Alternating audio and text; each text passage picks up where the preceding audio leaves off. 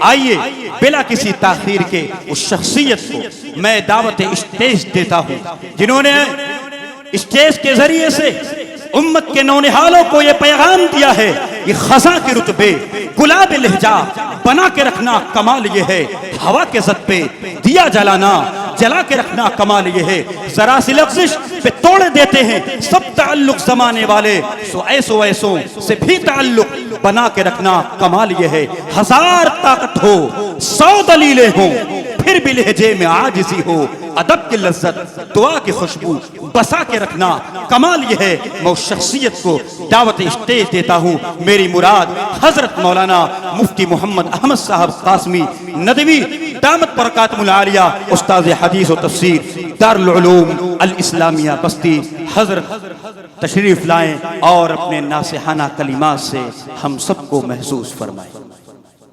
بسم اللہ الرحمن الرحیم، الحمد للہ وکفى وسلام علی عباده الذین اصطفى، اما بعد فاعوذ باللہ من الشیطان الرجیم، بسم اللہ الرحمن الرحیم، ومن يرغب عن ملة إبراهيم إلا من سفه نفسه ولقد اصطفيناه في الدنيا وإنه في الآخرة لمن الصالحين، إذ قال له ربه أسلم قال أسلمت لرب العالمين، ووصى بها إبراهيم بنيه ويعقوب يا بني إن الله اصطفى لكم الدين فلا تموتن إلا وأنتم مسلمون۔ وعن جابر بن عبد الله رضي الله تعالى عنهما في حديث طويل قال قال رسول الله صلى الله عليه وآله وسلم وقد تركت فيكم ما إن اعتصمتم به لن تضلوا بعده كتاب الله، اخرجہ الامام مسلم فی صحیحہ۔ حضرات علماء کرام، اساتذہ اعظام، طالبان علوم نبوت، بزرگان محترم، برادران عزیز، نوجوان ساتھیوں، قابل قدر اور قابل احترام، عفت مآب میری دینی اور ایمانی بہنوں، قرآن کریم کی نسبت سے منعقد ہونے والی اس بزم اور اس اجلاس میں ہماری اور آپ کی شرکت باعث سعادت ہے، حوصلہ افزائی، تہنیت اور تبریک کے حقدار ہیں اس خطے کی قدیم دینی درسگاہ مدرسہ اسلامیہ عربیہ شاہی جامع مسجد کے ذمہ دار احباب، جن کی خدمات اور جن کی کوششوں کے تسلسل نے حفاظ قرآن کریم اور حاملین قرآن کریم کی ایک بڑی جماعت آپ کے لیے تیار کر دی ہے۔ مبارکباد کے حقدار ہیں وہ احباب اور ان کے گھر والے، ان کے والدین اور ان کے سرپرست حضرات، جنہوں نے اپنی اولاد کو مادیت کے اس دور میں قرآن کریم کے حفظ کے لیے منتخب کیا اور یہ فیصلہ کیا کہ ہماری اولاد ان سچائیوں، ان صداقتوں اور ان بشارتوں اور ان خوشخبریوں کی حقدار بن سکے جو زبان نبوت مآب سے نکلی ہیں کہ آقا کریم سرور دو عالم جناب محمد الرسول اللہ صلی اللہ علیہ وآلہ وسلم نے ارشاد فرمایا من شغلہ القرآن عن ذکری ومسألتی اعطیتہ افضل ما اعطی السائلین۔ اللہ کے رسول صلی اللہ علیہ وآلہ وسلم اللہ تبارک و تعالی سے نقل کرتے ہیں، حق تعالی فرماتا ہے، یعنی یہ حدیث قدسی اور حدیث الہی ہے۔ جناب نبی کریم صلی اللہ علیہ وآلہ وسلم کسی حدیث پاک میں یہ جملہ ارشاد فرمائے کہ حق تعالی نے فرمایا، اور آگے جو بات ذکر کریں وہ قرآن کریم کی آیت نہ ہو تو اسے حدیث الہی اور حدیث قدسی کہا جاتا ہے۔ حق تعالی فرماتا ہے جس کو قرآن کریم میری یاد سے، میرے ذکر سے، مجھ سے سوال کرنے اور دعائیں کرنے سے مشغول کر دے، میں اس کو ان سے کہیں زیادہ دوں گا جو سوال کرنے والے، دعاؤں کا اہتمام کرنے والے اور ذکر الہی میں مشغول ہونے والوں کو دیا کرتا ہوں۔ اور ارشاد فرمایا نبی پاک صلی اللہ علیہ وآلہ وسلم نے من قرأ القرآن وعمل بما فیہ البس والدہ تاجا یوم القیامہ ضوءه احسن من ضوء الشمس فی بیوت الدنیا لو كانت فیکم فما ظنکم بالذی عمل بہذا۔ جو قرآن کریم کو پڑھے، قرآن کریم کے تقاضوں پر عمل کرے، اس کے ماں باپ کو قیامت کے دن ایک ایسا تاج پہنایا جائے گا جس کی روشنی، جس کی چمک دمک، جس کی تابانی سورج سے بھی کہیں زیادہ ہوگی۔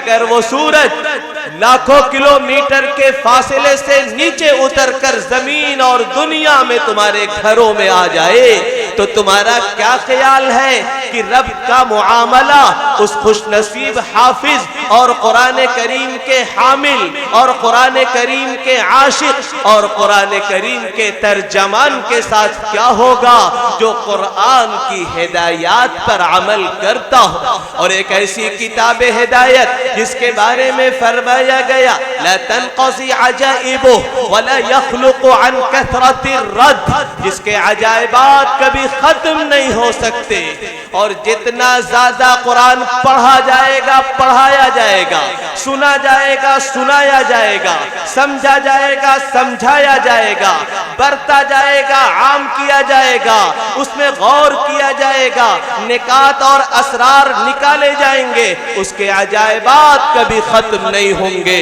اور کثرت مزاولت سے وہ کبھی پرانا نہیں ہوگا، کبھی کہنا نہیں ہوگا، کبھی بوسیدہ نہیں ہوگا۔ حجۃ الوداع کے موقع پر جناب نبی اکرم صلی اللہ علیہ وآلہ وسلم نے عرفات کے میدان میں ایک عظیم الشان خطبہ ارشاد فرمایا تھا، اس میں یہ جملہ بھی ارشاد فرمایا تھا قد ترکت فیکم ما لن تغلوا بعدہ ان اعتصمتم بہ کتاب اللہ۔ میں تم میں ایک ایسی چیز چھوڑ کے جا رہا ہوں کہ اگر تم اسے مضبوطی سے تھامے رہو گے، اس پر عمل پیرا رہو گے، اپنی زندگیوں میں اسے شامل کرو گے، اپنے مختلف حالات میں اسے راہبر اور رہنما بناؤ گے تو اس کے بعد تم کبھی بھی گمراہ نہیں ہو سکتے۔ سن لو وہ اللہ کی کتاب۔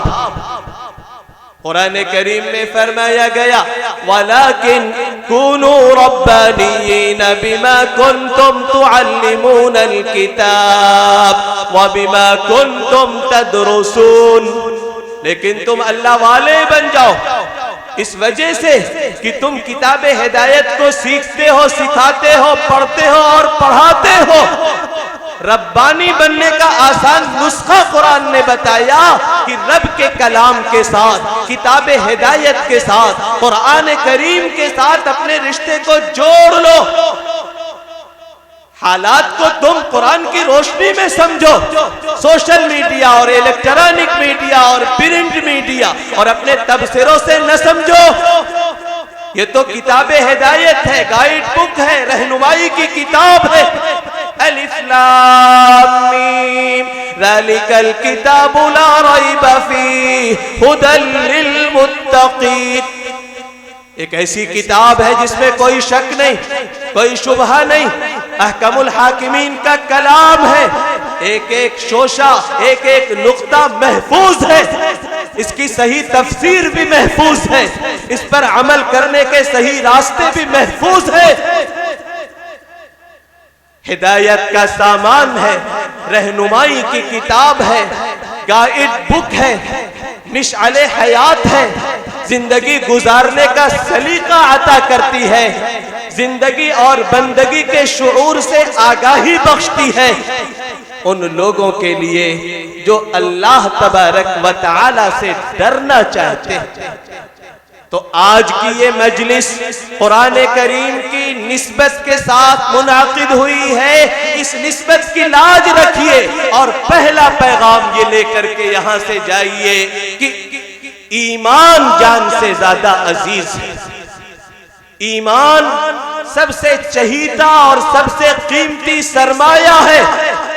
ہم اس زندگی میں ہر چیز کا سودا کر سکتے ہیں، لیکن ایمان اور کردار اور عقیدہ توحید، عقیدہ رسالت اور عقیدہ آخرت کسی بھی قیمت پر ہم اس سے سمجھوتا نہیں کر سکتے.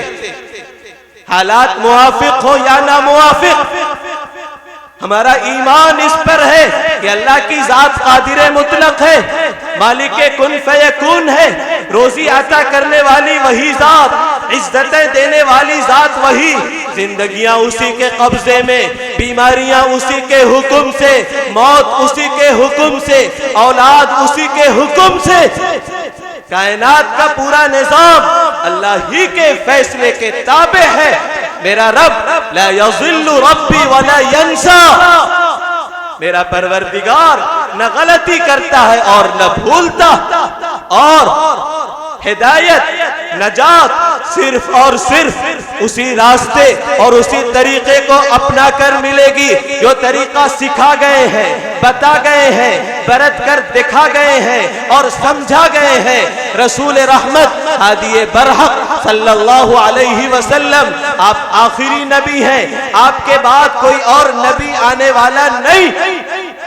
اور یہ ایمان زندگی عارضی ہے. دنیا کی ہر لذت، ہر نعمت فنا ہو جانے والی، مٹ جانے والی، ختم ہو جانے والی ہے. پھر ایک اور زندگی شروع ہونے والی ہے مرنے کے بعد کی، اور پھر آخرت کا مرحلہ آئے گا. میدان محشر میں رب العالمین کی بارگاہ میں پیشی ہوگی، جزا اور سزا کا دن آئے گا. مالک کی یوم الدین، جزا اور سزا کے دن کے مالک کی حکمرانی حقیقی طور پر، نمایاں طور پر سب کی نظروں کے اور نگاہوں کے سامنے ہوگی.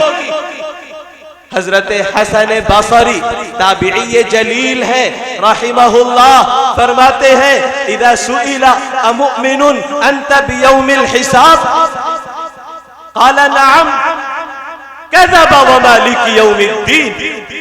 جب پوچھا جاتا ہے کہ کیا تمہارا ایمان ہے حساب و کتاب کے دن پر، بدلے کے دن پر، جزا اور سزا کے عقیدے پر، کہتا ہے ہاں، یوم الدین کے مالک کی قسم جھوٹ بکتا. کیا ہمارے معاملات، ہمارا طرز عمل آخرت پر ایمان کا آئینہ دار ہے؟ کیا رب کی قدرت پر اور رسول کی صداقت پر ہمارا ایمان ہے؟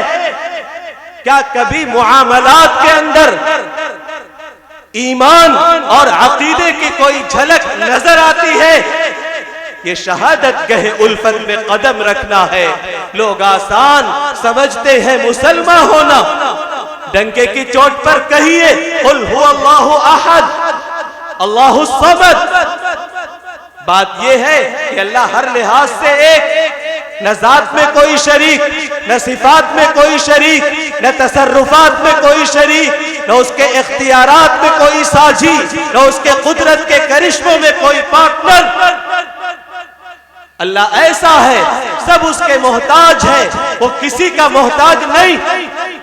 سنائیے اور کہیے قل اللہم مالک الملک تؤتی الملک من تشاء وتنزع الملک ممن تشاء وتعز من تشاء وتذل من تشاء بیدک الخیر انک علی کل شیء قدیر۔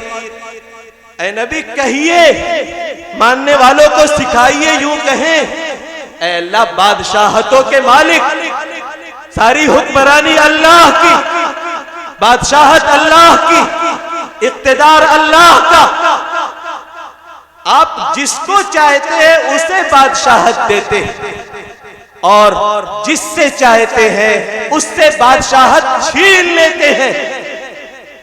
فلاں جماعت نے اور فلاں خانوادے نے اور فلاں حکمراں طبقے نے یہ پالیسیاں اپنائی، اس لیے ایسا ہو گیا۔ شرک کی جڑ کاٹتی ہے یہ آیت مبارکہ۔ اللہ کے بارے میں کہا جا رہا، کہیے اللہ جس کو چاہتا ہے، آپ جسے چاہتے ہیں اسے اقتدار عطا کرتے ہیں۔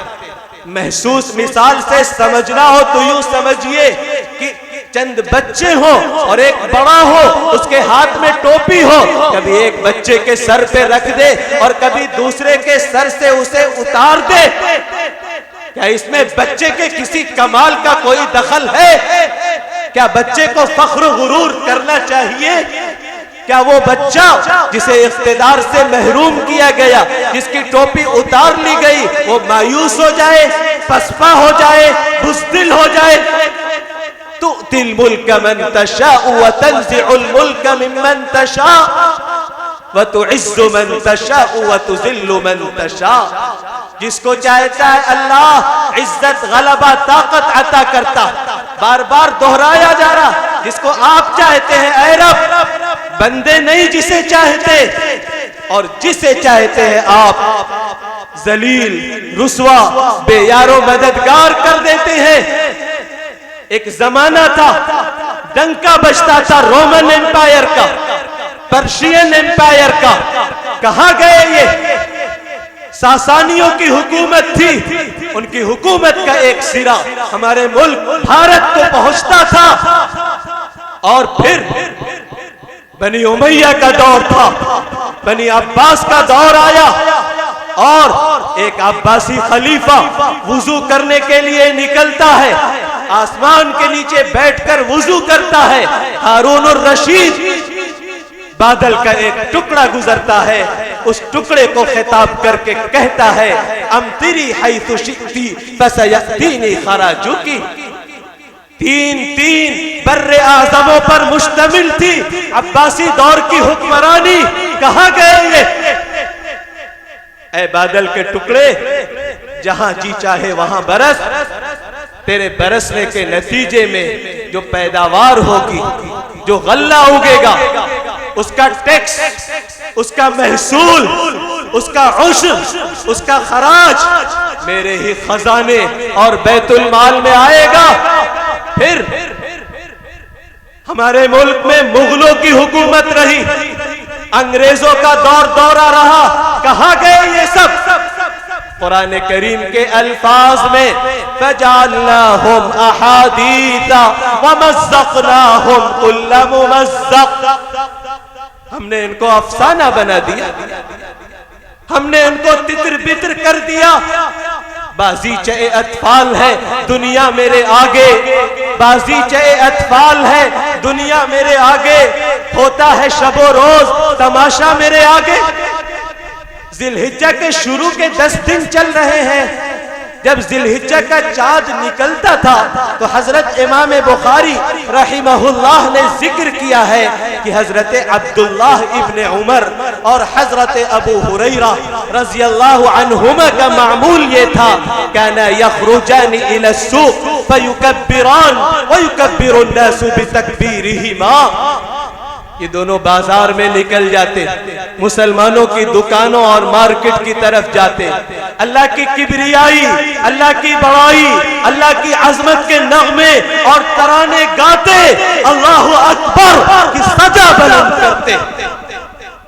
لوگ ان کی تکبیر کو سن کر تکبیر کہتے کہ اللہ ہی بڑا ہے۔ اس فرعون اور اس حامان سے بھی اللہ کی طاقت بڑی تھی جو حضرت موسیٰ کے زمانے میں تھا، اور ہر فرعون، ہر سرکش، ہر حامان اور ہر قارون صفت انسانوں سے بھی میرا رب بڑا ہے۔ نظام اسی کا ہے، طاقت اسی کی ہے، کبریائی اسی کی ہے، قوت اسی کی ہے۔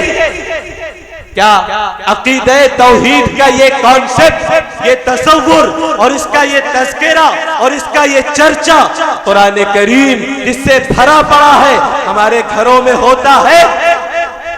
ہمارے گھرانوں کے بچے جب اسکولوں میں جاتے ہیں تو وہ یہ سمجھنے لگے کوئی اور طاقت ہے جو بڑی، پیسہ بڑا، عہدہ بڑا ہے، کرسی بڑی ہے، اقتدار بڑا ہے، فوج بڑی ہے، پولیس کی طاقت بڑی ہے، تفتیشی محکموں کی طاقت بڑی ہے۔ کیا یہ کھلا ہوا شرک نہیں ہے جو ہمارے سماج میں اور ہمارے معاشرے میں اور ہمارے رگ و ریشے میں پایا جا رہا ہے، اور ہمیں مصلحت پسند، بزدل اور رب کا نافرمان بنا رہا؟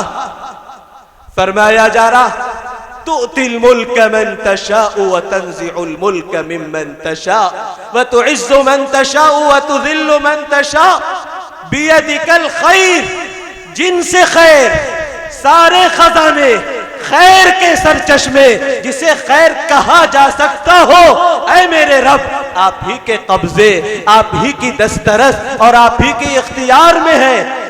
آپ کی ذات ہر چیز پر مکمل قادر ہے۔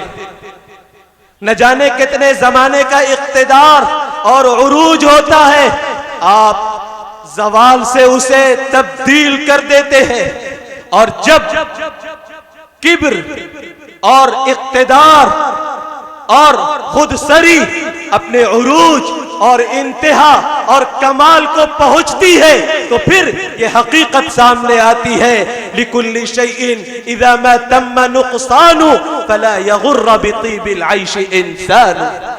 ہر وہ چیز جب کمال کو پہنچتی ہے بس وہی آغاز اس کے زوال کا اور اس کے انہدام کا اور اس کے اختتام کا اور اس کے مٹ جانے کا ہوا کرتا۔ زندگی کی لذتوں سے اور خوشحالیوں سے کسی بھی انسان کو دھوکے میں مبتلا نہیں ہونا چاہیے۔ تولج اللیل فی النہار وتولج النہار فی اللیل۔ کوئی کہے یہ تبدیلی تو صدیوں میں ہوتی ہے، اب تو جسے اقتدار مل گیا وہ جو جی چاہے وہ کر لے، جسے چند ٹکے دولت کے مل گئے اور چند پیسے مل گئے، تھوڑا سا اس کا بزنس ترقی پذیر ہو گیا، اکنامی حالت اور اقتصادی کیفیت بہتر ہو گئی، اب کہاں اسے زوال آئے گا؟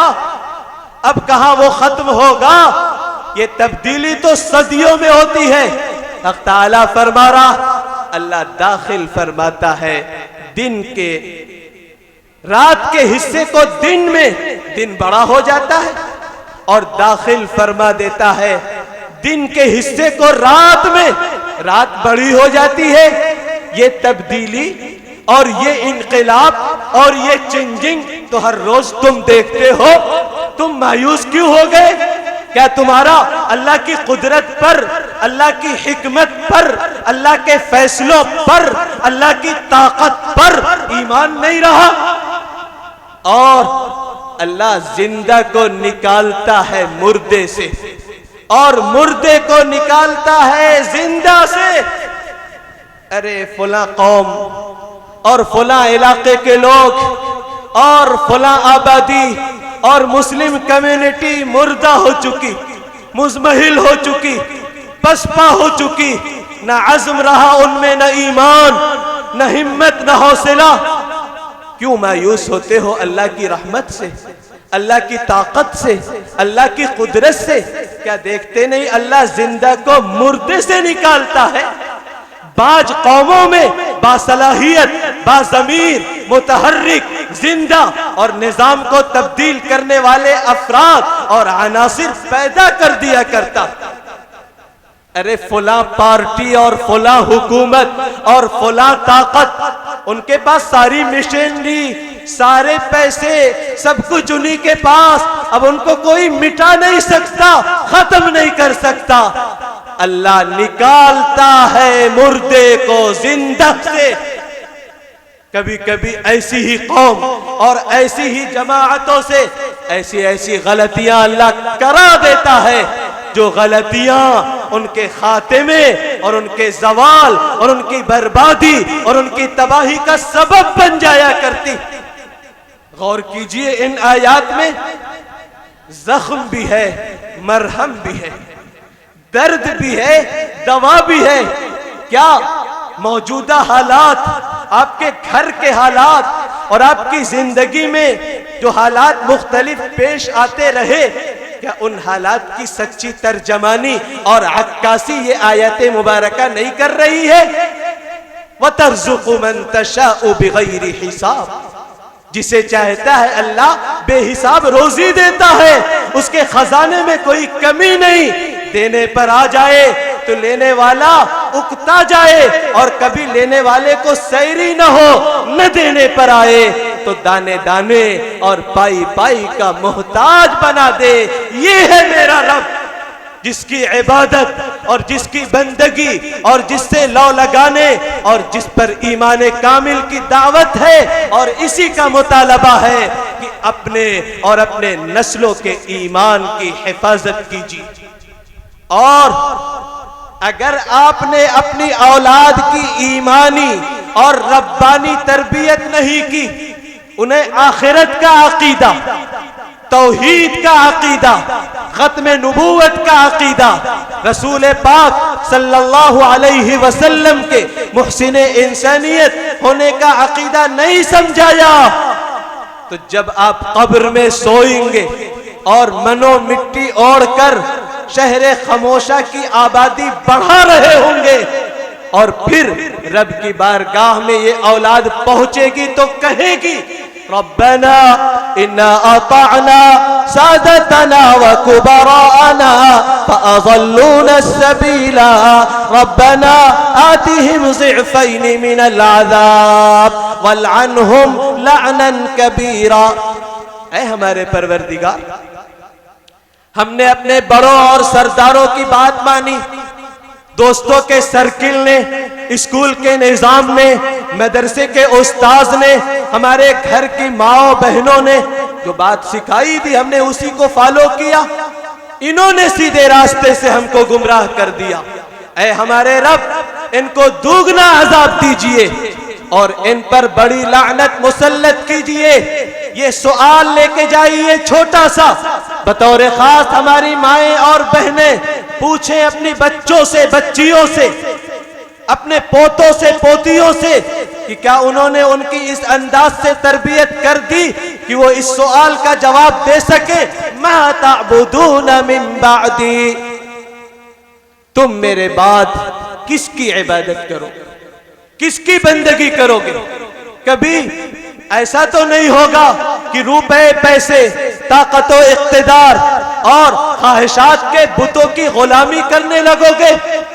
پتھروں کی بت کی عبادت تو بہت بعد میں آتی ہے۔ وَمَا يُؤْمِنُ أَكْثَرُهُمْ بِاللَّهِ إِلَّا وَهُمْ مُشْرِكُونَ، ان میں سے اکثر اللہ پر ایمان کا دعویٰ ہے مگر وہ شرک کر رہے ہوتے۔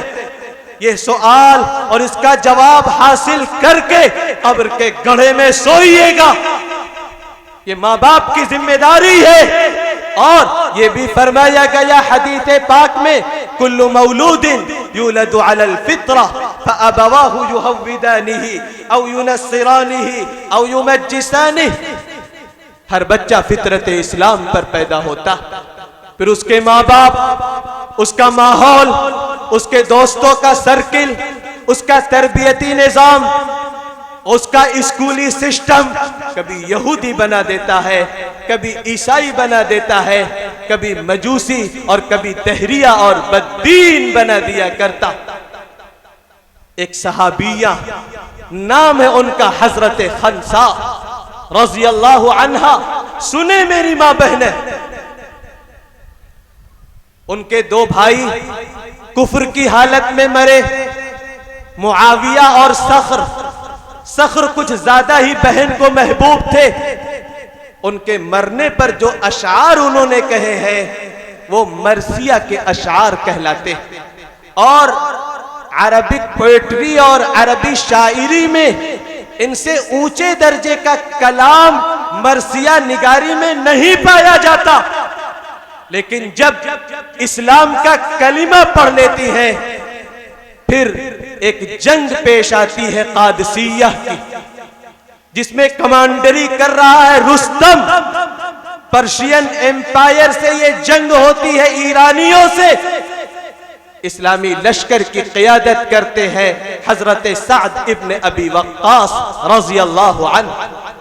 وہی خنسا جن کے آنسو نہیں تھمتے تھے، جن کے اشعار سن کر پورا مجمع آب دیدہ اور رونے لگتا تھا، 4 جوان بیٹوں کے ساتھ شامل ہوتی اور ان چاروں کو بلا کر یہ کہتی ہے، میری خواہش یہ، میرا دل یہ چاہتا کہ کل جب معرکہ پیش آئے تو تم چاروں شہید ہو جانا، تاکہ جنت میں مجھے شہیدوں کی ماں کہہ کے بلایا جائے۔ صبح ہوئی، جنگ شروع ہوئی، ایک ایک بیٹے کی شہادت کی خبر آتی رہی۔ اللہ کی وہ بندی، وہ مؤمنہ صادقہ، انا للہ و انا الیہ راجعون کہتی رہی۔ جب چوتھے اور آخری بیٹے کی شہادت کی خبر ملی، اپنے ہاتھ اٹھا لیے اور پھر یہ کہا، الحمدللہ الذی اکرمنی بشہادتہم، شکر ہے اس اللہ کا جس نے مجھ کو ان کی شہادت کے ذریعے اعزاز بخشا، کل جنت میں میرا اکرام ہوگا اور شہیدوں کی ماں کہہ کر میرا استقبال ہوگا اور مجھے پکارا جائے گا۔ میں ماں بہنوں سے کہتا ہوں، اب کہاں یہاں شہادت کا مرحلہ اور کہاں جہاد اور کہاں میدان جہاد، لیکن یہ طے کر کے اٹھیے گا کہ ہم اپنی نسلوں کو ایمان ہی پر باقی رکھیں گے، ہم ان کی ایسی تربیت کریں گی، ایسی تعلیم سے ان کو آراستہ کریں گی کہ کچھ بھی ہو جائے وہ دین، ایمان اور عقیدے کا سودا کسی بھی حالت میں اور کسی بھی قیمت پر نہیں کریں گے۔ دوسرا مطالبہ یہ ہے کہ قرآن کریم کتاب زندگی، اسے زندگی کی کتاب کے طور پر پڑھنا چاہیے، اس کی تلاوت، اس کا ترجمہ، اس کی تفسیر اور اس کی حفاظت و خدمت میں لگنا، یہ سب ربانی وعدے کے مطابق اس مشغلے میں لگنے والوں کی حفاظت کی ضمانت ہے۔ اِنَّا نَحْنُ نَزَّلْنَا الذِّكْرَ وَإِنَّا لَهُ لَحَافِظُونَ، جو یہ وعدہ کیا گیا کہ الذکر کو ہم نے ہی اتارا ہے، نصیحت نامے کو ہم نے ہی اتارا ہے، ہم ہی اس کی حفاظت کریں گے، تو جتنے افراد، جتنی عورتیں، جتنے بچے، جتنے مرد اس پاک کلام کی خدمت کے ساتھ جڑیں گے، اللہ ان کی حفاظت کرے گا۔ اور بڑھاپے کی ناکامیوں اور نامرادیوں کا تریاق ہے یہ قرآن کریم۔ یہ بھی فرمایا گیا حدیث پاک میں، دلوں پر زنگ لگ جاتا ہے، پوچھا گیا زنگ کیسے دور ہوگا؟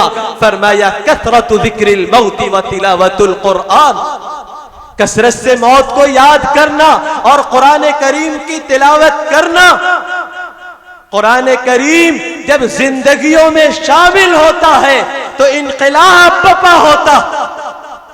1400 سال، 1450 سال گزرنے کے بعد بھی 7 مہینے 8 مہینے کا وقفہ 7 اکتوبر کی تاریخ سے ہو چکا، کیا نہیں دیکھ رہے ہیں آپ؟ غزہ کی سرزمین پر، فلسطین کے خطے میں اور رفح کراسنگ پر کون سا ایمان ہے ان بندوں میں، ان بندیوں میں، ان بچوں میں، ان بچیوں میں؟ ان کی ثابت قدمی اور استقامت کا راز کیا ہے؟ ایمان کامل اور قرآن کریم کے ساتھ والہانہ لگاؤ۔ پینے کے لیے پانی نہیں، کھانے کے لیے خوراک نہیں، عورتوں نے، ماں بہنوں نے تحفیظ القرآن الکریم اور حفظ قرآن کریم کے حلقے اور درسگاہیں آباد کر رکھی۔ سیرت کی کتابوں میں ہم نے اور آپ نے پڑھا تھا کہ جبار ابن سلمہ نے نیزہ مارا تھا حرام ابن ملحان رضی اللہ عنہ کو، سینے سے آر پار ہو گیا تھا نیزہ۔ آخری جملہ جو ان کی زبان سے نکلا تھا، فزت ورب الکعبہ، کعبہ کے رب کی قسم میں کامیاب ہو گیا۔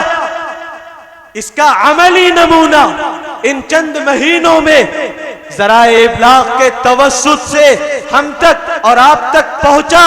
غزہ کے معصوم بچوں اور غزہ کی بے گناہ عورتوں اور بیواؤں کی شکل میں جنہوں نے ثابت قدمی اور استقامت کی ایک روشن تاریخ رقم کر دی۔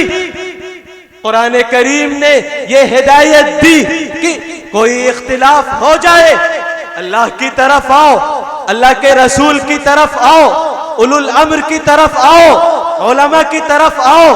کیا ہم نے یہ طے کر لیا کہ اب ہم کورٹ میں نہیں جائیں گے، ہم کچہریوں میں نہیں جائیں گے، ہم معاملات میں دھوکہ نہیں دیں گے؟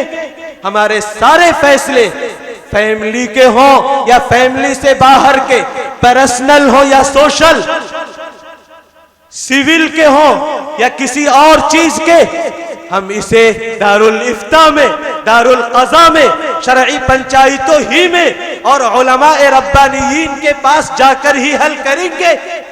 نئے شکار لے کے آئیں گے شکاری، نیا نظام آئے گا، نئے نظام والے نئے قوانین بھی بنائیں گے۔ کیا آپ نے کبھی غور کیا کہ نئے قوانین جو کبھی یو سی سی کی شکل میں اور کبھی طلاق بل کی شکل میں اور کبھی عورتوں کے حقوق کے شکل میں آئیں گے، کیا ہے ان کا توڑ؟ قرآن نے بتایا یا ایھا الذین آمنوا اطیعوا اللہ واطیعوا الرسول واولی الامر منکم فان تنازعتم فی شیء فردوه الی اللہ والرسول ان کنتم تؤمنون باللہ والیوم الآخر۔ اختلاف ہو جائے، آؤ قرآن کی طرف، آؤ حدیث کی طرف، آؤ اسلامک لا کی طرف، جہاں بظاہر ہارنے والا اور شکست کھانے والا بھی کامیاب اور جیتا ہوا ہوتا ہے، لیکن یہ اسی وقت ہوگا اگر تمہارا اللہ اور اللہ کے رسول اور آخرت کے دن اور قیامت کے دن پر ایمان ہو۔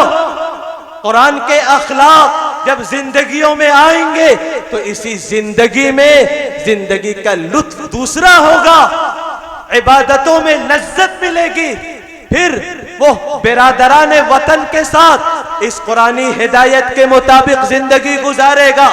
لا یجرمنکم شنآن قوم علی الا تعدلوا، کسی قوم کی دشمنی تمہیں ظلم کرنے پر آمادہ نہ کرے، ظلم کرو، عدل کرو، انصاف کرو، ظلم سے بچو۔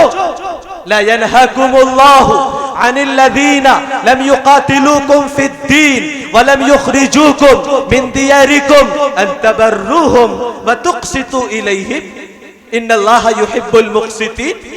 امن و انصاف کے ساتھ جو تمہارے ساتھ رہتے ہیں، کیا آپ نے دیکھا نہیں مثبت پہلو، پازیٹیو پہلو، کام کرنے کے پہلو، دعوت دین کے کتنے راستے آج بھی ہمارے اس ملک میں کھلے ہوئے۔ محبت تجھ کو آداب محبت خود سکھا دے گی۔ کب تک ہم جزیروں میں اور کنووں کے میڈک بن کر زندگی گزاریں گے؟ جن کی آئیڈیالوجی غلط، جو شرک، بت پرستی، چھوا چھات، اونچ نیچ کے علم بردار، وہ اپنی آئیڈیالوجی کو پیش کرے اور ہمیں پیش کرنے کا سلیقہ نہ آئے۔ بات گرچہ بے سلیقہ ہو کلیم، بات کہنے کا سلیقہ چاہیے۔ اللہ تعالیٰ تم کو منع نہیں کرتا کہ جن لوگوں نے تم سے لڑائی نہیں کی، تم کو تمہارے گھروں سے نہیں نکالا، کہ تم ان کے ساتھ انصاف کرو، اچھا سلوک کرو۔ اللہ انصاف کرنے والوں کو پسند فرماتا۔ صاف فرما دیا گیا تھا قرآن کریم میں، لیسو سواء، سب یکساں نہیں ہیں۔ یہودی دنیا، عیسائی دنیا اور ہمارے برادران وطن کی دنیا، جنرلائزیشن، اس سے قرآن نے منع کیا۔ سب یکساں نہیں ہیں، خیر کے راستے تلاش تو کرو۔ ایک ایمان والے کے بارے میں حدیث پاک میں فرمایا گیا، اس کی مثال کھجور کے درخت کی سی، اور کھجور کے درخت کی کوالٹی یہ ہے کہ اس کے پتے نہیں گرتے، کبھی اس پر خزاں اور اضمحلال اور پژمردگی نہیں آیا کرتی۔ گویا ایک ایمان والے کو ہر حال میں خوش و خرم، صابر اور شاکر رہنا چاہیے۔ بہار ہو کہ خزاں لا الہ الا اللہ۔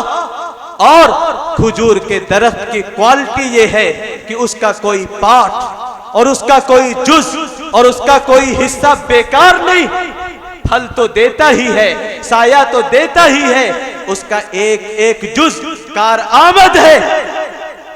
کیا بھارت کے مسلمانوں نے یہ ثابت کیا کہ وہ اپنے لیے، اپنے بال بچوں کے لیے، اپنی ماں بہنوں کے لیے، اپنی بیویوں کے لیے اور اپنے سماج اور اپنی کمیونٹی کے لیے اور بھارت کے سماج کے لیے مفید ہے، فائدہ مند ہے؟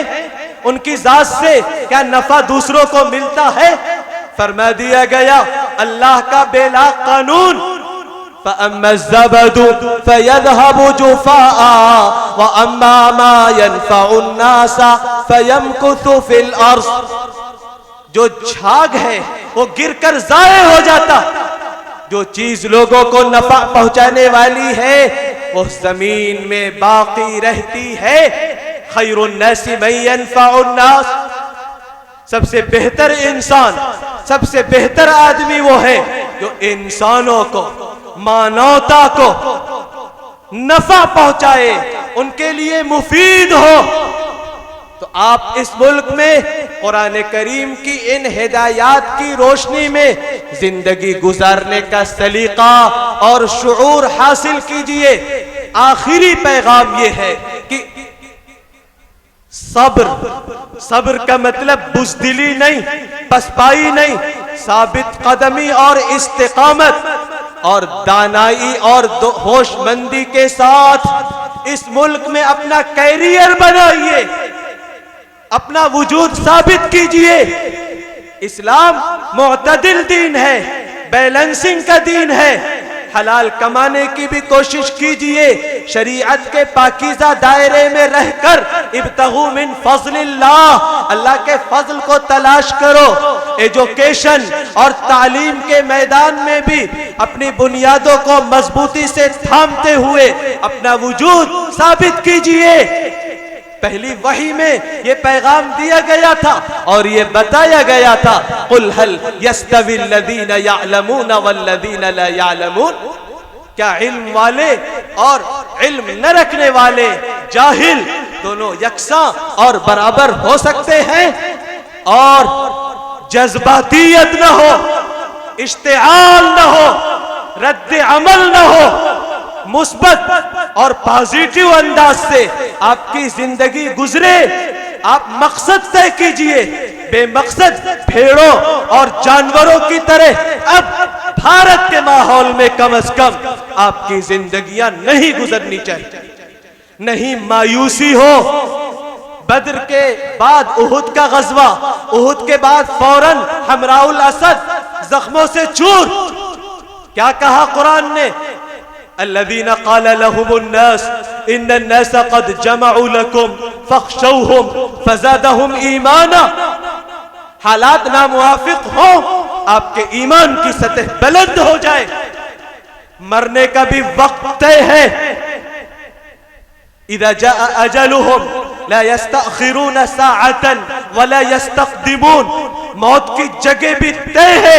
وما تدری نفس بأي ارض تموت. موت کا سبب بھی ریزن بھی طے ہے. ما اصاب من مصیبت فی الارض ولا فی انفسکم الا فی کتاب من قبل ان نبرأها. پھر بزدلی کیسی, مایوسی کیسی, پسپائی کیسی؟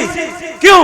عمل کے میدان میں اور قرآن کی رہنمائی میں اپنے وجود کو آپ ثابت نہیں کرتے. کیوں؟ پازیٹیو نقطۂ نظر آپ کے ذہنوں میں اور آپ کے دماغوں میں پروان نہیں چڑھتا. کانپتا ہے دل تیرا اندیشے طوفان سے کیا, کانپتا ہے دل تیرا اندیشے طوفان سے کیا. نہ خدا تو, بحر تو, کشتی بھی تو, دریا بھی تو, ساحل بھی تو. ایک ڈیلیگیشن آیا تھا بحرین کے علاقے سے, قبیلہ عبد القیس کا. ان کے سردار کو نبی کریم صلی اللہ علیہ وسلم نے خطاب کر کے فرمایا تھا, ان فیک لخصلتین یحبہم اللہ الحلم والانات. منذر ابن عائز نام تھا ان کا. تم میں دو عادتیں, دو کوالٹیاں جنہیں اللہ بہت پسند کرتا ہے. پہلی کوالٹی ہے تحمل, دانش مندی, بردباری. اور دوسری کوالٹی ہے وقار اور دور اندیشی. ذرا سے حالات موافق سے نظر آنے لگتے ہیں, آپ کے تبصرے ختم نہیں ہوتے. ہوش مندی پیدا کیجئے, حقیقت کو دیکھنے والی نظریں پیدا کیجئے. جو شے کی حقیقت کو نہ دیکھے وہ نظر کیا. اے صاحبے, جو شے کی حقیقت کو نہ دیکھے وہ نظر کیا. حقیقت پسندی پیدا کیجئے اور سچے دل کے ساتھ اپنے رب سے اپنے رابطے کو اور تعلق کو جوڑیے. انابت اللہ کی کیفیت پیدا کیجئے. اللہ کا قرب پیدا کرنے کا شارٹ راستہ ہے قرآن کریم کی تلاوت, قرآن کریم کے ترجمے, تفسیر, تشریح اور تعبیر اور وضاحت اور پیام کو عام کرنے کے ساتھ لگ جانا, دعاؤں کا اہتمام کرنا, مصیبتوں پر صبر کرنا, نعمتوں پر شکر ادا کرنا. کیا ہماری ماں بہنیں اور والدین یہ بتا سکتے ہیں کہ جو الحاد اور بددینی اور دین بیزاری کا جو طوفان اور سیلاب ہمارے دروازوں کو دستک نہیں دے رہا ہے, ہمارے گھر کے صحن میں آ چکا ہے, کیا اس پر بند لگانے کی ہم نے کوئی مثبت, سنجیدہ, قابل قدر اپنی اولاد کے تعلق سے کوشش کی؟ ہمیں تو یہ فرصت بھی نہیں کہ 24 گھنٹے میں 2 رکعت نماز صرف, اس میں 5 منٹ لگے گا, اس نیت سے پڑھیں حاجت کی نماز کہ اللہ پاک ہمارے ایمان کو اور ہمارے نسلوں کے ایمان کو اور اسلامی تہذیب اور اسلامی شناخت اور اسلامی کلچر کو باقی رکھے. ہم کسی اور چیز کا خطرہ نہیں بتاتے. کھانے کو بھی ملے گا, اللہ جانوروں کو کھلا رہا ہے تو کیا آپ کو نہیں کھلائے گا؟ کفر کرنے والوں کو کھلاتا ہے تو کیا آپ کو محروم کر دے گا؟ ملازمتیں بھی ملیں گی, معاشی لحاظ سے ترقیاں بھی ملیں گی, لیکن اگر آپ نے آج کی میری ان گزارشات پر غور نہیں کیا اور پازیٹیو اقدام نہیں کیا, مثبت رول پلے نہیں کیا, تو صاف سن لیجئے کہ آپ اور آپ کی نسل مسلمان نہیں رہی. اللہ اور اللہ کے رسول صلی اللہ علیہ وسلم کے دفتر اور رجسٹر میں آپ کا نام مسلمان ہونے کی حیثیت سے نہیں لکھا جائے گا. فیصلہ آپ کے ہاتھ میں ہے. یہ تہیا کر کے اٹھئے کہ اب میری زندگی کا مقصد تیرے دین کی سرفرازی, میری زندگی کا مقصد تیرے دین کی سرفرازی. میں اسی لیے مسلمان, میں اسی لیے نمازی. کریم رب ان گزارشات کو قبول فرمائے, ہم سب کو حسن عمل کی توفیق عطا فرمائے. دنیا اور آخرت کی بہاریں نصیب فرمائے، مظلوموں کو فتح، نصرت، غلبہ عطا فرمائے، اور ہمارے اس ملک کو امن و امان، سلامتی اور خوشحالی کا گہوارہ بنا دے۔ وآخر دعوانا ان الحمد للہ رب العالمین، وصلی اللہ وسلم علی نبینا محمد وآلہ وصحبہ اجمعین۔ السلام علیکم ورحمۃ اللہ وبرکاتہ۔ وعلیکم السلام